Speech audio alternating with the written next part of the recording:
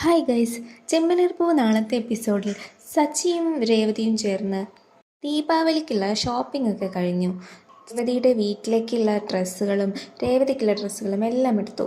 രേവതി ഏതായാലും വളരെ സന്തോഷത്തിലാണ്. സച്ചി കൂടെ വന്നതിനും ഡ്രസ്സ് എടുത്തു കൊടുത്തതിലൊക്കെ രേവതി വളരെ ഹാപ്പിയാണ്. അങ്ങനെ അവർ നേരെ ചെല്ലുന്നത് രേവതിയുടെ വീട്ടിലേക്കാണ്. രേവതിയുടെ അമ്മ വന്നിട്ട് രേവതിയെ ക്ഷണിക്കുകയുണ്ടായി വീട്ടിലേക്ക് ദീപാവലി ആഘോഷിക്കാൻ വേണ്ടിയിട്ട്. അപ്പോൾ അവരുടെ ആദ്യത്തെ ദീപാവലിയാണ്. അത് രേവതിയുടെ വീട്ടിൽ വെച്ചാണ് സെലിബ്രേറ്റ് ചെയ്യുന്നത്.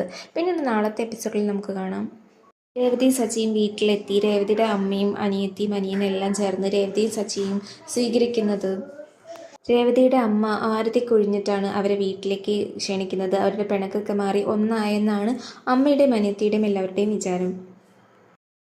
അങ്ങനെ അവർ സന്തോഷത്തോടെ വീട്ടിലേക്ക് സ്വീകരിക്കുന്ന ഒരു ചടങ്ങൊക്കെ നമുക്ക് നാളത്തെ എപ്പിസോഡിൽ കാണാം. പിന്നീട് എല്ലാവരും ദീപാവലി ആഘോഷിക്കുന്ന തിരക്കിലാണ്. സച്ചിയുടെ വീട്ടിൽ ശ്രുതിയും പിന്നെ അമ്മയും അച്ഛനും എല്ലാവരും ചേർന്ന് പൂത്തിരി കത്തിക്കുന്നതും ദീപാവലിയുടെ സെലിബ്രേഷനും എല്ലാം അങ്ങനെ നമുക്ക് നാളത്തെ എപ്പിസോഡിൽ കാണാം. പിന്നീട് നാളത്തെ എപ്പിസോഡിൽ സച്ചിയുടെയും രേവതിയുടെയും ഒരു കോംബോ തന്നെ നമുക്ക് കാണാം.